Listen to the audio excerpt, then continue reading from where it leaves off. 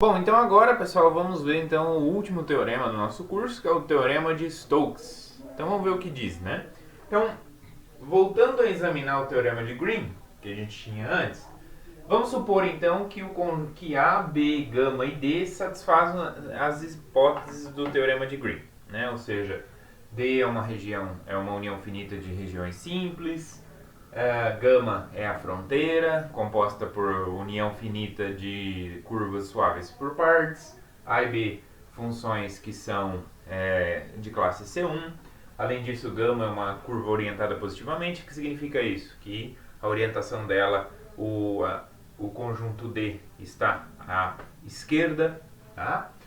Então, a gente tem o quê? Que a integral de linha do campo AB ela vai ser a integral dupla sobre a região D da derivada de B em relação a x menos a derivada de A em relação a y. É isso que diz o Teorema de Green. Né? Bom, vamos lá então. Então lembrando, o que a gente tem? Se eu tenho um campo de duas variáveis x, y, dadas pelas coordenadas A e B, então, como que fica o rotacional? A gente viu que a gente pode calcular o rotacional e o rotacional ele vai estar no R3, vai ter componente só na terceira entrada, né?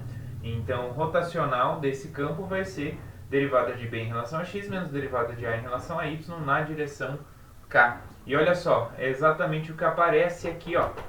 Então, para aparecer, mas só que aqui tem o K, né? E aqui não tem. Então, o que acontece? Se eu faço o produto escalar desse vetor com o vetor K, o que vai acontecer? Isso aqui é um escalar, vai cair fora do produto interno, e a gente vai ter o produto interno do vetor K com K. O K é o 001, produto interno de 001 com 001 é 1, então vai ficar só esse número, né, que é exatamente o que aparece aqui. Então, o que a gente conclui? A gente conclui que essa integral aqui, que a gente pode reescrever como sendo a integral do campo FDR, que é a mesma coisa, só mudou a notação aqui, tá? Vai ser a integral dupla sobre a região D. Aqui eu coloco quem? O rotacional vezes K. Né? Então, produto escalar entre rotacional e K. Lembra, no caso anterior, a gente viu que o teorema de Gauss ele é o teorema da divergência. Né? Então, ele tinha as integrais em função do divergente do nosso campo. Aqui a gente vai relacionar com o rotacional. Tá? Então, essa integral de linha, né, de um campo de vetor, vira uma integral dupla sobre o rotacional, tá? Que depende do rotacional. Então, note que o K ele é normal a D. Por quê? D é uma região do plano. Né? D é uma região do plano. Então, se é uma região do plano, obviamente o vetor K ele é ortogonal ao plano e, consequentemente, à região D. Tá? Então, vejamos como que esse resultado, essa análise que a gente fez aqui para o plano, pode ser estendida para o caso R3. Né? Então, para isso, a gente vai considerar K como sendo um subconjunto do R2, tá? Fechado, quer dizer, um conjunto cuja fronteira, né? A fronteira pode ser descrita por uma curva fechada, suave por partes. Tá? Então, eu vou ter um conjunto no R2, eu vou chamar de gama a sua fronteira, tá? E essa gama ela é fechada, suave por partes, sem autointersecção, tá? Então ela não se cruza, né? Ela não tem autocruzamento dela. E eu vou considerar sigma, né, saindo desse conjunto K e chegando no R3, uma superfície parametrizada injetora. Né? O que significa então uma superfície parametrizada injetora? Significa que essa aplicação aqui ela é injetora, ou seja, não vai pegar dois pontos ali e levar no mesmo ponto lá na superfície, tá? Então ela é injetora nesse sentido.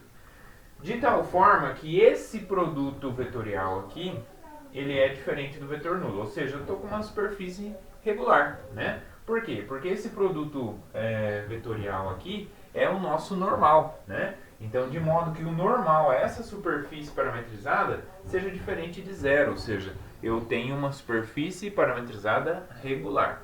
Bom, então considerando essas condições, pessoal, então a gente vai dizer que o bordo de S, né, onde quem é S? S é a imagem, né, é a superfície parametrizada, é a imagem da aplicação sigma, tá?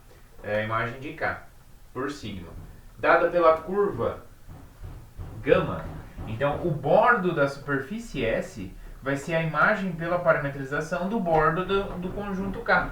O bordo do conjunto K é a curva gama. Então, a imagem de gama por sigma a gente vai chamar de gama grande. Aqui, ó, gama.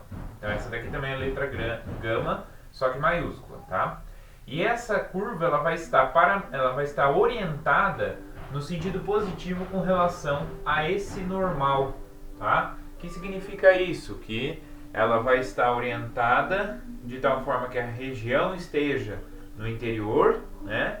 E direita esteja o vetor n, né? O vetor n é o normal, para fora da superfície, né? Para fora da região dada pelo interior dessa superfície. Então esse é o normal, né? Normalizado, né? Então é o normal que a gente calcula, dividido pela sua norma, quando o gama estiver orientada no sentido anti-horário, tá?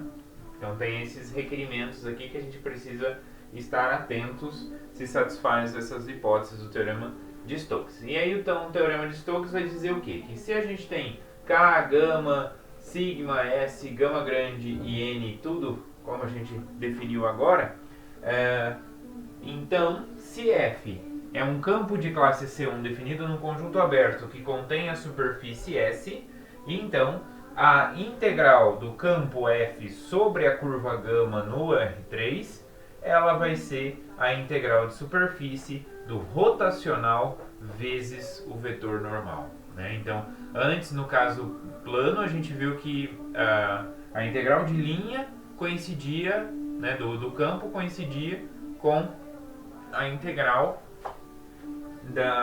do rotacional vezes o vetor K, né? E o vetor K era o vetor normal à região D, né?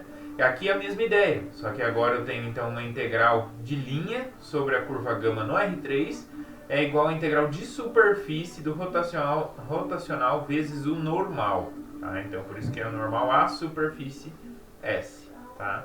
Então é a mesma ideia, só que agora, em vez de ser uma integral dupla sobre uma região, é uma integral de superfície, né? Então só mantenho a dimensão aqui, tá?